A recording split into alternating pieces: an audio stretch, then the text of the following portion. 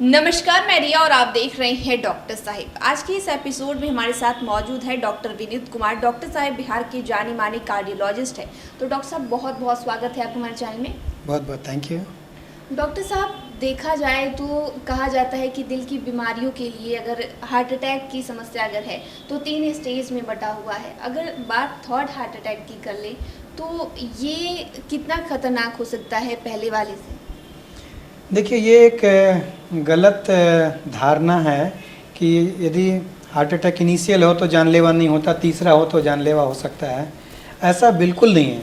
इसके लिए पहले हमें हार्ट अटैक को समझने की आवश्यकता है। हार्ट अटैक में हार्ट को ब्लड सप्लाई देने वाली नली बंद हो जाती है, जिसके वजह से अचानक से हार्ट के उसके आगे वाले हिस्से में जहाँ ब्लॉकेज हो गया, ब्लड नहीं जाता है और ब्लड और ऑक्सीजन नहीं जाने की वजह से हार्ट का वो हिस्सा डैमेज होने लगता है। यदि हम ऐसा समझें कि यदि ये मेरा हार्ट है और हार्ट के ऊपर सप्लाई करने वाली नली है, यदि रुकावट नीचे के हिस्से में हो तो ये एक हिस्सा स्मॉल पार्ट होता है, और यदि ऊपर के हिस्से में रुकावट हो जाए तो ये सारा हिस्से में ब्लड का सप्लाई नहीं हो पाता। तो हार्ट अटैक का सीवियरिटी इस बात पे डिपेंड नहीं करता कि इनिशियल है, सेकेंड है या फिर उसके बाद वाला तीसरा है, बट इस बात पे डिपेंड करता है कि नली में रुकावट की जगह कहाँ पे है। यदि मुख्य नली जहाँ से शुरू हो रही है वहाँ रुकावट हो जाए तो initial heart attack, first heart attack में भी इंडिविजुअल की जान जा सकती है। बट यदि स्मॉल आर्टरीज या छोटे छोटे ब्रांचों में रुकावट हो तो वो शायद उसका नंबर मायने नहीं रखता, उसमें जान जाने का यूजुअल रिस्क बहुत लो होता है। तो ये ऐसा सोचना कि ये तो हमारा शुरुआती हार्ट अटैक है, इसमें हमारी जान नहीं जाएगी, हम हॉस्पिटल नहीं जाएंगे, इलाज नहीं कराएंगे, ये बिल्कुल गलत है। यदि मुख्य नली या लार्ज आर्टरी बंद हो रही है तो इनिशियल फर्स्ट हार्ट अटैक में जान जाने का बहुत ज़्यादा खतरा है। यदि स्मॉल आर्टरी बंद हो रही है तो हो सकता है मेरा मल्टीपल हार्ट अटैक के बाद भी जान ना जाए। तो इसीलिए जब भी हार्ट अटैक है ज़रूर अपने डॉक्टर से मिलें, जांच कराएं और देखें कि नली ब्लॉकेज कहाँ पे है। ऐसा कभी भी ज़रूरी नहीं कि शुरुआती हार्ट अटैक है और मेरा जान तो बच ही जाएगा, ऐसा सोचना गलत है। ये केवल और केवल आर्टरी के ब्लॉकेज के स्थान पे ही निर्भर करता है।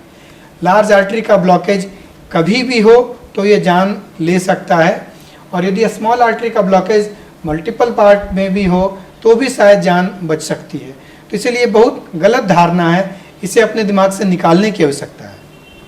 तो डॉक्टर साहब, अगर किसी को फर्स्ट हार्ट अटैक आया है, सेकंड आया, उसमें इलाज भी चल रहा है, इलाज के दरमियान थर्ड हार्ट अटैक आने की संभावना हो सकती है?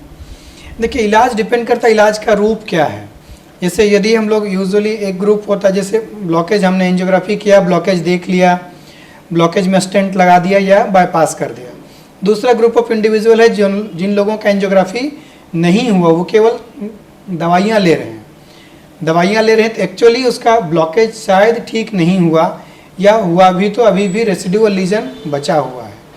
तो उस हालात में दोबारा हार्ट अटैक आने का रिस्क, जिसमें कि ब्लॉकेज को ठीक कर चुके हैं, उसकी तुलना में रिलेटिवली लेस रहता है। बट इवन जिसमें स्टेंट लग गया है या बाईपास हो गया है, उसमें भी सावधानी बरतने की आवश्यकता है। समझने की ये ज़रूरत है कि यदि जो हमने स्टेंट लगा के या बाईपास करने के बाद जो नली बनाया या जो आर्टरी को वापस रिपेयर किया, वो जो ऊपर वाले ने बना के दिया है उससे ज़्यादा बेहतर नहीं हो सकता। तो जो भी हमारा वजह था और ऊपर वाले के बनाए नली में ब्लॉकेज हुआ, तो हमारे नली में ब्लॉकेज नहीं हुआ ऐसा कोई ज़रूरी नहीं। हमें और ज़्यादा सावधानी बरतने की आवश्यकता है, सो दैट कि इस बार स्टेंट लगने के बाद या एंजियोप्लास्टी या बाईपास होने के बाद फिर से ब्लॉकेज ना हो। दवाइयाँ बहुत नियमित रूप से खाएं। शुगर या बीपी है तो उसे बहुत बेहतर या नियमित रूप से कंट्रोल करें। कोई भी आदत है स्मोकिंग की या कोई भी तरह का हैबिट है तो वो नियमित रूप से बंद करना है, और डेली वॉकिंग एक्सरसाइज करें।